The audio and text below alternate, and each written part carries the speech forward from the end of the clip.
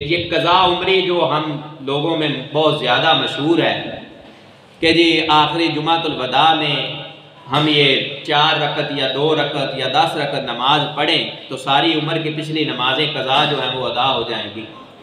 तो खुदा का खौफ कीजिए, ऐसी ना कोई रवायत है और ना ही इसकी कोई हकीकत है।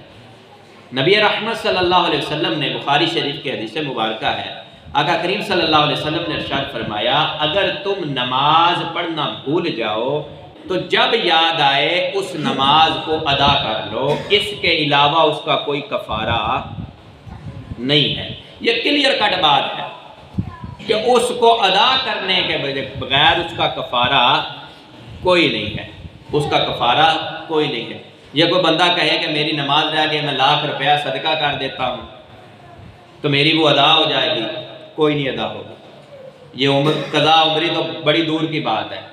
और फिर आसान तरीका ढूंढ लिया हमने कि हम जुमे वाले दिन असर और जोर के दरमियान जो है 4 रकत नमाज पढ़ें कज़ा उम्री की, पिछली पूरी 15 सालों की नमाजें जो है वो जी माफ़ हो जाएंगी। ऐसा कोई मामला नहीं है, कोई नमाज माफ़ कोई नहीं होगी। इसका जो तरीका है, सबसे पहले कज़ा नमाजों की तौबा होगी, तौबा करेंगे, उसके बाद तरतीब के साथ आज से शुरू करें कज़ा उम्री। अल्लाह रब्बुल इज़्ज़त आपको तौफीक दे, हमें भी तौफीक दे। जितनी हमारी नमाज़ें कज़ा हुई हैं, हमें पता तो है ना हमारी इतनी ज़िंदगी गुजर गई है, 15 साल मेरी उम्र है, 15 साल पे मेरे ऊपर नमाज फ़र्ज हुई है, 30 साल हो गई है, 15 साल मैंने नमाज़ें नहीं पढ़ी हैं। चलो जितनी आगे ज़िंदगी, हर नमाज के साथ एक, हर जोर पढ़ी तो उसके साथ अपनी जोर कज़ा एक दिन की पढ़े, असर पढ़ी तो उसके साथ असर पढ़े, मगरब पढ़ी तो उसके साथ मगरब पढ़े। इस तरीके से तो कज़ा हो सकती हैं, लेकिन सिर्फ रमज़ान मुबारक में पूरा साल नमाजें कोई नहीं पढ़नी। रमज़ान मुबारक में आखिरी जुमे को 4 रकतें पढ़ी और पूरे साल की कोटा पूरा हो गया, ऐसा कोई बोनस अल्लाह रब्बुल इज़्ज़त ने नहीं दिया और ना ही महबूब करीम अलैहिस्सलाम की शरीयत में है।